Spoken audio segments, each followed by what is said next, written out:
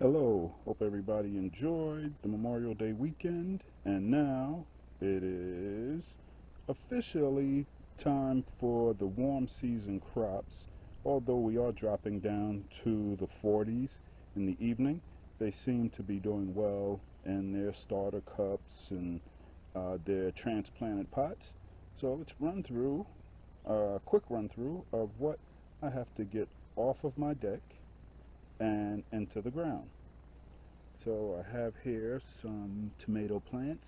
These are actually beefsteak tomato plants that were kindly gifted to me by my neighbor who, like me, starts more plants than he can put in the ground on pots. There's kale. You see it yellowing a bit, but it's going to be just fine once I stick it in the ground on another pot and it has access to the nutrients it needs constantly versus watering, flushing them out, putting them back in. It's going to do well. Here I have some basil. I'm not sure if that's the purple or the opal basil right there, those tall plants. Those always do well in the heat. On the side here, what is this that I have? Oh, that's a stevia plant. I have a few of those because I wanted to give that a shot this year. I probably got about 5 germinated out of 10 seeds. Here I have some peppers. I have a couple of types that I grew that I hadn't grown before. So this is something called a Pekin pepper, supposedly hot. And here, for all my Caribbean friends, Scotch bonnet peppers. Anybody who's Caribbean or knows Caribbean folks, I mean knows like eat, friends, hang out, you know that Scotch bonnet peppers are a big deal in a lot of Caribbean dishes. Here I have, of course, some celery. Here's a larger stevia plant. See, it's growing pretty nicely. I have to actually chop it off at the top so it can bush out a bit. Over here, this is actually, what is this called? Lunchbox pepper. This is actually from seeds that I'd saved like 4 years ago. They're little peppers that grow to maybe about an inch. If you let them really grow, they'll get to 2 or 3 inches, but they're best when they're about an inch and a half to 2 inches. They are not at all hot. They're good, and they call them lunchbox peppers because they say the lore is that kids would put them in their lunch boxes, take them to school because they enjoyed them. Over here, I have some rosemary that I have to get into either a bigger pot or the ground. I'm probably going to give a few of those away. There, those were seeds that just came up, and I'm looking at them. They look like they are squash. Not sure if they are zucchini or butternut squash, but I can tell by the shape of that center leaf, that's what it's going to be. Okay, here I have some common milkweed that I actually winter sowed. See, I did some winter sowing, and this is one of the things I haven't put in the ground yet. And these, of course, are to help out the monarch butterflies. Right here, what is this? Okay, red burgundy onions that have been, wow, 125.23. They're growing pretty slowly, but they're going to take off once I put them in the ground. There's more basil and another gift from my neighbor. Let me get a better angle here. Another gift from my neighbor is, whoa, you guys would laugh if you could have saw that. Anyway, another gift from my neighbor, that is a red cherry tomato, more stevia, and another baby rosemary. Okay, now let's move over to the stuff that's kind of already started. So I did a video on this Keter raised garden bed, and I put some plants in. So this is the rosemary I put in. It's doing okay, considering it's just warming up. This is the stevia that I put in. It's looking good. The kale, it's going to have to build some more roots, and I'm looking here. I think the birds are coming to take little nibbles, so I have a couple of fountains out, but when they get thirsty, they will look for water, And since there is water in these plants, they'll nibble on them. That's a little lettuce plant. I just have that there for the heck of it. It's getting hot, so it's going to go to seed. But, you know, I like looking at it. For some reason, I really like the look of lettuce plants. Now, in that starter tray, still haven't had success starting tarragon. But okra seeds are up. Marigold seeds are up. Ooh, I didn't think that these bell pepper seeds, oops, I didn't think that these bell pepper seeds were going to be good. But look, they're up. And I always do this, see? I pull off the little seed to help the babies. And here, my dwarf sunspot, my dwarf sunspot sunflower are up. I bet you can't say that 5 times fast. Don't laugh at me. Okay, so bell pepper. See that little weed there? I'm going to pull that sucker out. And here, what do we have? Oh, this is the San Marzano tomato. I haven't grown those, you know, so this year I am going to be growing those. And my white okra seed hasn't come up yet. So anyway, this is doing pretty well. And here is the little float that I showed when I was showing the setup of this. I actually drained water out of this earlier today because I don't want the water to go anaerobic and end up with all kinds of anaerobic bacteria in the water, which isn't going to help my plants, and it smells bad to be quite honest. So I actually drained it, and because this is actually soil that I have some nutrients in, I'm going to actually reuse this. I'm going to take this water, I'm going to dilute it more, and I'm going to put it on other plants. So anyway, if you look at that float, you can see that there's actually still saying there's water in there, even though I drained a good deal. So that's important. You know, you got to kind of watch that, because even though it's meant to be easy, it's not foolproof. And now, right here, this is actually a bonfire patio peach tree, and I love this thing. You know, I mean, I'm looking at it and I'm getting all these little peaches. Let's see, all throughout. You can see all those. There are peaches all over this. Now, I've been told these are not peaches when they grow that you're going to want to take off and eat because they don't taste so good, but they're good for either canning or for making a pie. So that's what I'll do. Over here, I have my spearmint. This just comes back every year. I love having plants to do that. It's also a great plant to deter bugs. That's why I keep it on the deck. Ever since I've had 1 or 2 varieties of spearmint on the deck, I can sit out here or sit on my patio, and the bugs just do not like it, so I don't need any kind of mosquito repellent or anything. So remember that. Mint plants repel mosquitoes. Okay, let's move on. Now, here is my compost bin that actually turned out to be a vermicomposting.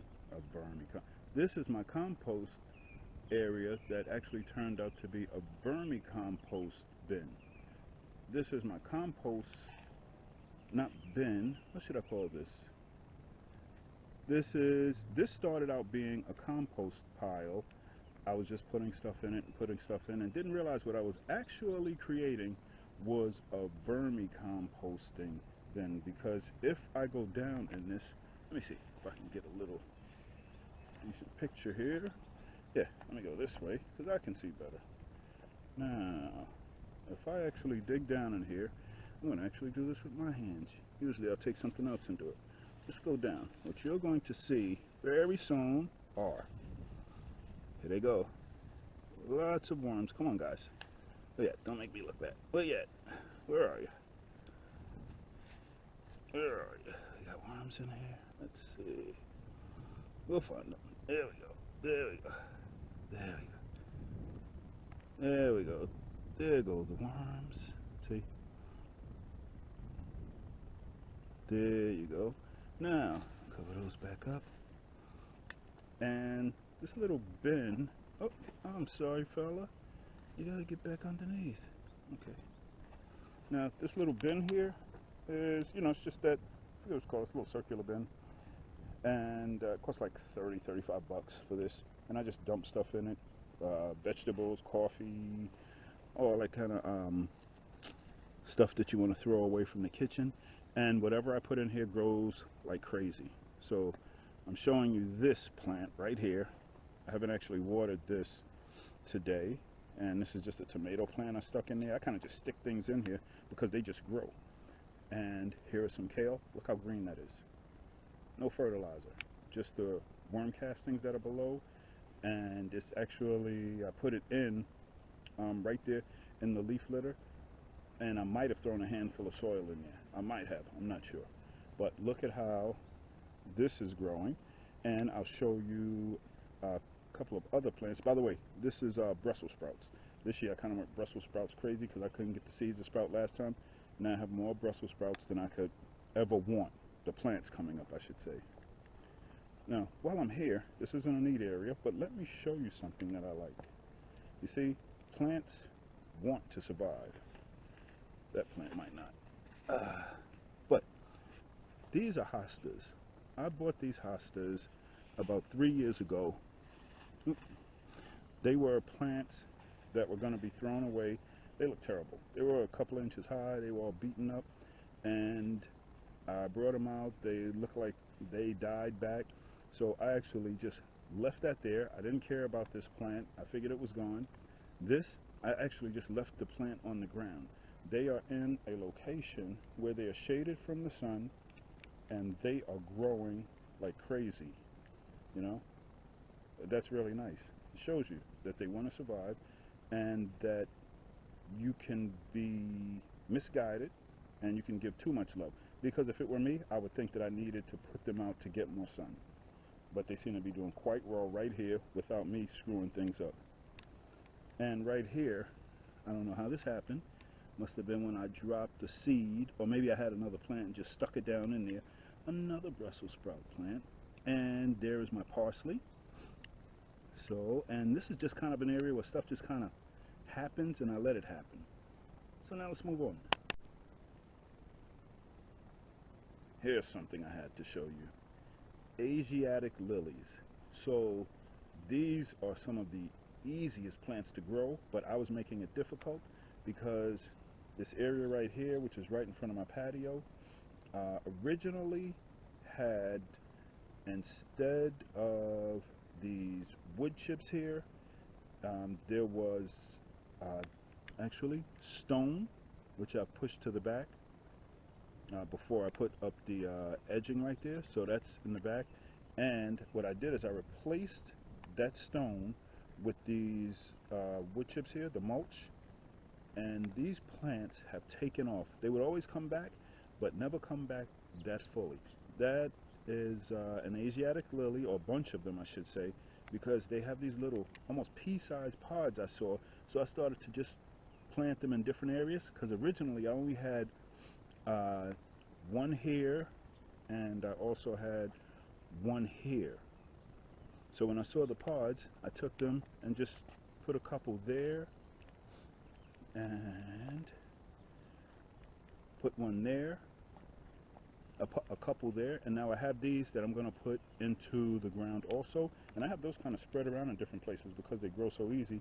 I'm just putting them in different places around the property. So that's that. That was just fun. And these are mini boxwoods right here. These guys only grow a few inches per year, which is what we wanted for this area, but they are actually even doing much better since I changed from the little stones to the mulch. So now let's move on. Here's the potato bed that I showed when I needed to improvise so I could hill up the soil. And as you see here, there's lots of green, which leaves me cautiously optimistic. And the reason I say that is because you don't need a whole lot of green in order to have an abundance of potatoes beneath. As a matter of fact, if you have too much nitrogen and too much green growth, you may end up with small potatoes. But this looks okay for me, the way they're growing, the size they are, and the pace that they're growing. So under here, that looks like it's kind of barren as far as green, but you know, the potatoes, they actually grow out to the sides at the levels that they grow. I thought about hilling this up, but considering that bottom area is about a foot and I hilled it up another couple of inches, I'm satisfied that I have enough dirt there to, and I shouldn't say dirt, I know, I have enough soil there to actually grow a decent harvest of potatoes. So we'll see how this turns out when it's time. Now let's move on. And here's another little Brussels sprouts plant. I had some other plants that I stuck in here too early. I tried to put some okra out, but our temperatures kept dropping down into the 30s till they finally killed them. But as you saw over there, I actually have other plants that are going to be ready to go into the ground. So no big deal on that. And okra grows like crazy once the sun hits it, so I don't have any worries about that. Now, here is, now this one, is this Brussels sprouts or broccoli? This might be broccoli because I have both Brussels sprouts and broccoli growing. So these are actually in a bed which is filled up largely with soil and with mulch that I pulled from the front last year that had been aged. Haven't done anything, but I've thrown like some organic fertilizer down and haven't done much else to it. And whatever I put in here takes a little bit of time to get its footing and then just takes off as far as growth. So that's what's in this bed. And as you see in the space where the other plants are going to go. Okay. Speaking of plants that come back, that's oregano. Looks very pretty. Comes back every year. I have it in a pot now because when I had it in the ground, it came back and took over. So now it's in a pot. That won't happen. Let's move on. Here's another that comes back. I let some things just grow wild a little bit. This is chamomile, and down there you'll see lots of clover. So what I'm doing here is I'm watching to see if I let the clover fix nitrogen from the air, will that be enough to sustain the chamomile plant over the summer? You know, because some of this is, you know, just fun, experimenting. And there's a bin of a nice mixture. I have a nice mixture of soil in there. And I also have some compost that I pulled from under there, as well as some of the worm castings from that worm area I showed you. So I'm going to use this soil on some of the plants that I have to put in. There's a little compost turner right here.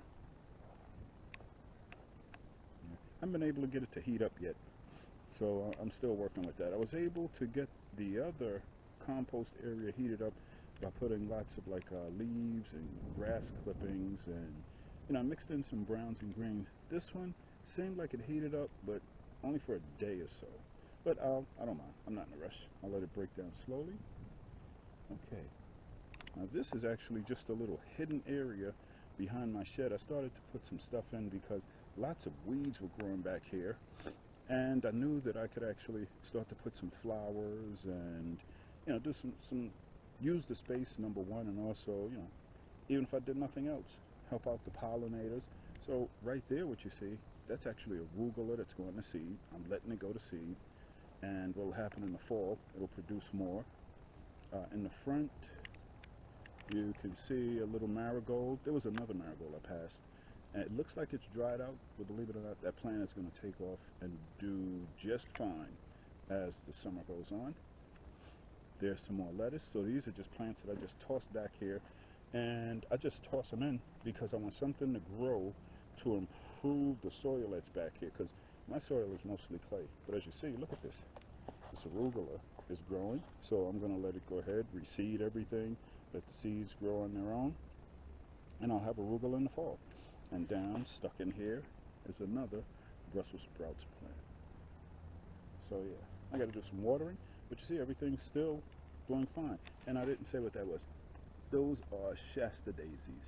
So pretty white flowers are going to be coming up from those soon. Now here, let's see, I just moved my little, this is from a tunnel. I just moved this over here out of the way.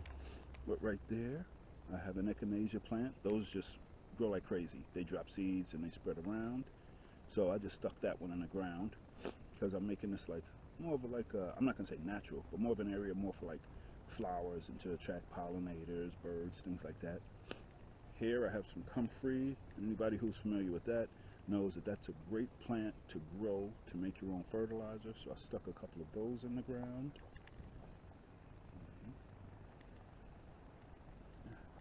And here I have some sunflowers in the ground. And I know it's interesting when you see how this really doesn't look like much, but as the summer progresses, these are going to grow up and be beautiful flowers. It's just really amazing to me to watch that happen. Here is the mother echinacea plant that I actually had in a bed till I saw it spread 2 or 3 feet and start to take over. So I put it in this pot. I just have to keep it watered. It'll go limp, and then I'll water it. It'll go limp. I'm thinking I'll just harvest the roots this year, maybe. Okay, now here we go, and there we go. It's a broccoli plant. See that broccoli down in the center there? It's trying to form a head. I don't know if it's going to have time, but I'll eat the leaves if it doesn't. But I feel good that it did, that the seeds did sprout, and that they are trying to form a head, because I'll just do it again in the fall. And okay, so that is a beat up, that looks like a broccoli plant by the shape of the leaves. And there's another one, and in the back there's sweet pea. If you notice, these plants on this side are eaten. I was on the other side of my shed when I showed you the other Brussels sprouts plants, and they weren't eaten. So what I'm doing this year is I'm trying to be patient, not using any chemicals. I'm going to let the plants, no, not the plants, I'm going to let the insects that come in and eat the plants do what they do, whether it's snails or whatever. I'm going to try a couple of techniques that I saw, like for instance Gary Pilarczyk from the Rustic Garden showed how you can take terracotta pots, put them down with some moisture. It'll attract snails and slugs, and they'll actually be on the pot. You should go check that out, the Rustic Garden. And they will, then you can just, you know, dispose of them. So here I have my alyssum, which reseeded itself, and I have this big weed here. I don't know if it, I never know whether or not is this just a weed. I don't know. I'm gonna check and then I'll pull it out, but I have some more back there. They may just be weeds, but the alyssum reseeds itself. That's another nice one. Here was a Chicago hardy fig, which is, looks like it's dead. The stems, they pretty much just snap when I do this. See? So I'm going to use this pot for something else. There's a strawberry plant, which I'm not giving much love at all because I cannot eat strawberries. They're acidic. My wife eats them, but not too often. I actually had a couple on there that were fully ripe, and I said, hey, you know, I'll take that and maybe just throw it in a smoothie, because I don't mind doing that maybe once. I should be okay. Came back the next day. I guess the birds decided that they wanted it more. Now, over here is an area, it's another little experiment. So this is kale. Kale typically grows well for the summer, through the summer for me here. Kale typically grows well through the summer for me here. But what I did last summer, let's see, I watched a guy named I Am Organic Gardening, and he's always talking about winter rye, winter rye. So I tried the winter rye in order to put some nutrients into the ground organically, naturally. The seeds came up. So what you're seeing there, a lot of that is actually winter rye. So I cut it down, and what you're looking at there as far as the mulch, that's actually the winter rye that I actually cut down. So what I do, since I didn't get all the roots like you should, I just keep cutting it down and I water, and look at how these plants are doing. I did give them fish emulsion once because I just couldn't resist, but I haven't given them anything else, and look at them, they're thriving, and they're in the middle of the sun, and underneath, look at that beautiful lettuce plant. Do you see that hidden? I think that I'm going to try that technique, try growing lettuce underneath kale plants, because this thing is shaded from the sun. The sun is actually tracking that way, so it's shaded, and look how big that is, and it's not going to seed. Okay, now let's see. Can't remember what those were. They were maybe hollyhocks. Let's see. Wow, I'm gonna have to look that up because there's one there. I just stuck those off to the side because I realized they are. If I got the name right, I gotta check. They are a biennial, so this is gonna be the year that they put up flowers and then they're gonna die. And here's another plant that comes back. I just stuck it in the ground. Let's see. I'm gonna have to come out here and do some work. This is thyme, and this attracts pollinators. It's beautiful. Got some blanket flower here to attract some pollinators. Another chamomile I just stuck in here. This is butterfly weed. Oh, yeah. I have another butterfly weed plant that I should show you. It's a little larger. Maybe I'll do that next time. And like, again, I'm doing a lot to try to help the insects. And back there, those are bachelor buttons. I'd read, I forgot what it was that likes them, but there's something that really likes to eat them. I think it's the birds. They keep eating them down.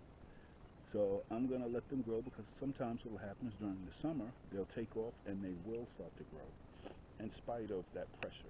So I'm going to leave that. And let's see. Someone's going to look and say, I know exactly what those are. I'm going to have to look it up. So I'm not so good on flowers now. And look at that. Look at the little baby lupine. I'm trying to grow these. They are alive, but I won't say thriving. But as long as they're alive, it could be that they're going to take off during the summer. I have some carrots here. These are French carrots. They're like a very small globe carrot about the size of a golf ball.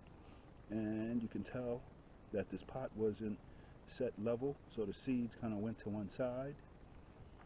Over here, I have, these are like the multicolored carrots, so they'll spread out a little better. I think I'm going to get a decent harvest here. I don't tend to thin out, and with carrots, what I've actually found is if I leave them over the winter, I've actually come out, believe it or not, and found that there was a carrot I had forgotten about inside because things die off at the end of the year, get a little burnt out, and you leave some things. And it's also good to let some things basically be taken by the organisms and feed the soil. So I actually came out and there was a plant that was coming out of this mulch that's here, and beneath that is actually some landscape fabric. So I don't know how I was doing it, but I pulled it up and it was actually a little teeny carrot. I tried to put it back in, but too late. But I did eat that little carrot. Just interesting how things want to grow. There's more echinacea that just grew on its own. Now, let's see. Yeah, let's look here. So, here we go again. This, I'm not sure what this is. It's just Brussels sprouts, but as you see, these plants are eaten. And what I like is that by these plants being eaten, what I'm going to do is put things like my tomatoes and those things over here. And I am not, I'll just put them in.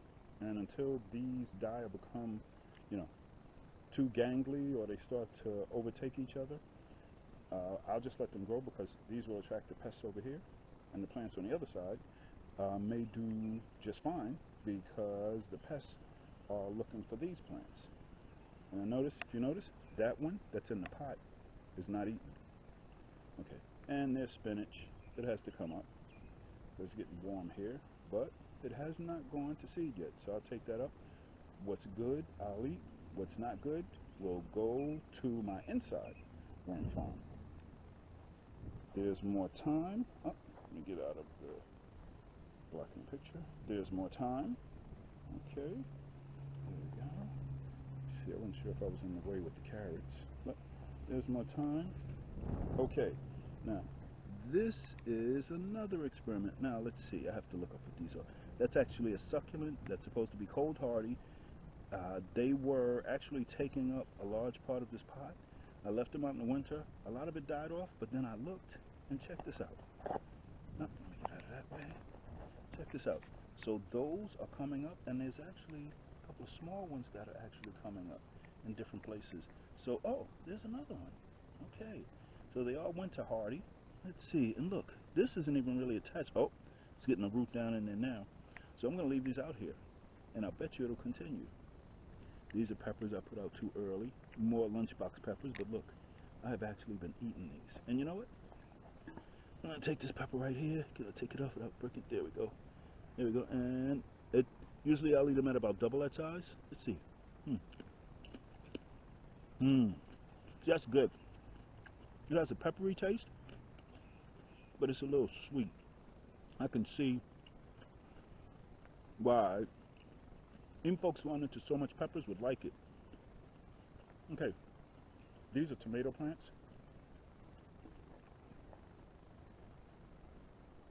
They are the same plant. I'm thinking they might be like the large cherry tomato plants,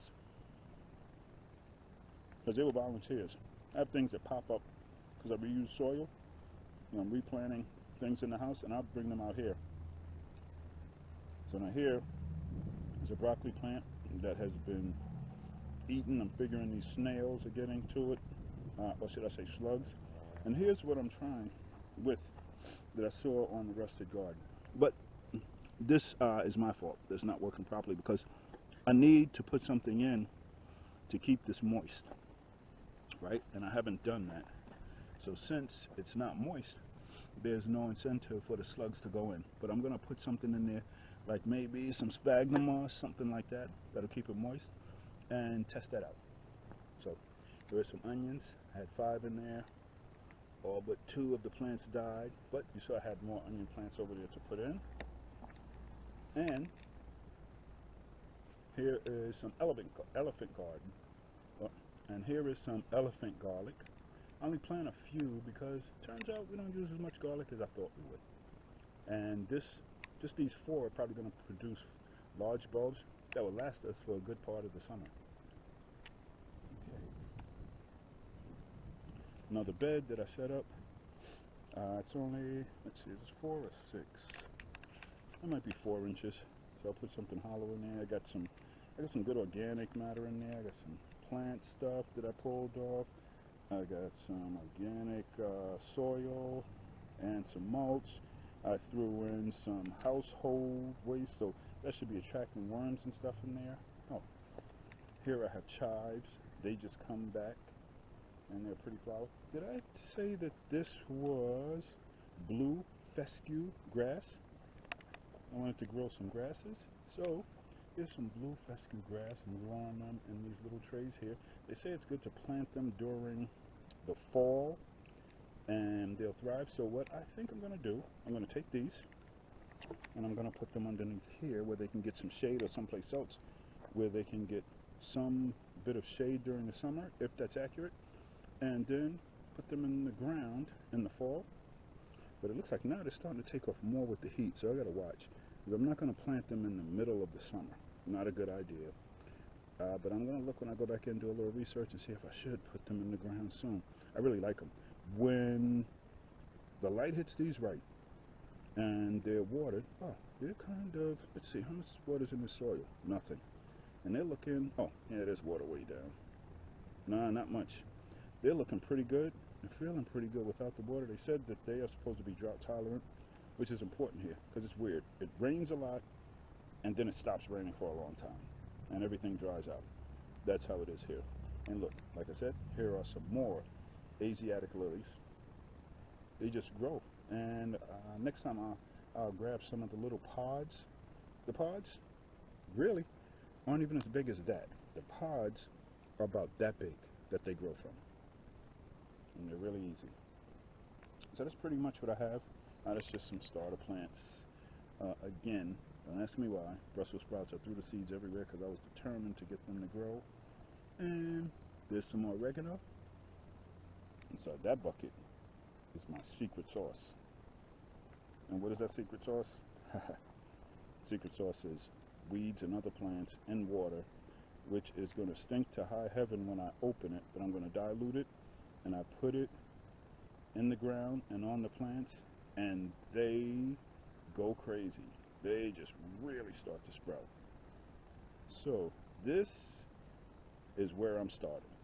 The next part will be where I end up at the end of this first planting for the warm weather. And I also wanted to show you, I just cut this down earlier. It's more chives, just came up by themselves. And I did that because this plant here or the plant. I actually grew a tomato here, not this plant. I grew a tomato plant here during last summer. It had no pest pressure at all. I've heard that onions repel certain pests. It grew very well, and like I said, no pest pressure. At one point, I thought it might have some sort of fungus. So what I did is I actually culture lactobacillus from rice water, and I store that. Once the whole process is done, I'll store it in some molasses, like half molasses, half that, so it comes to the thickness. If you look it up, look up culturing lactobacillus. It's really good. It's good for all sorts of uses, including human consumption, you know, because it's a probiotic. But I sprayed some water that had a little lactobacillus on it, and I might have put some of the seaweed also on it, and just sprayed that, and the fungus that I thought was coming, it never appeared. So this right here needs to be watered. Everything in here needs to be watered. So, and this is some sort of weed. I always check weeds now because I find that there are weeds that are detrimental, and there are some that actually bring up nutrients. So now, before I kill a weed, I check and see what it is, check and see what its effect will be. And if it turns out to be something that could have a beneficial effect, I won't take it out. And there's more celery in the ground. And we'll watch, I see some people have like these perfect gardens. Mine is never perfect, but I find that it flourishes. So we're going to see how these things do as the summer progress. So now you see that's where we're starting, and now I got to get to work. And later on this evening, when it's not so warm, I'm going to take some of those plants that were up on the deck and drop them into these open spaces that you see here and that you saw on the other side. One other thing I had to show, my little pollinator hotel. So we need insects, and the insects need a place to stay. So they have a little pollinator hotel right here, and they gather all around. It's funny because I can move it, because a lot of these are solitary type, might be bees, wasps, other insects that I'm really not well versed on. But they'll be all around this. I do my work. I never get bitten. I think the idea is just respect. I don't swing and, try to, fan them. And they may pop up, and it's kind of funny sometimes. They'll seem like they're looking you dead in the eye, and then they'll just go about their business. Large bees, wasps, etc. So anyway, you got to provide a hotel for the insects. So now I'm really, really going to end this. Have a good one.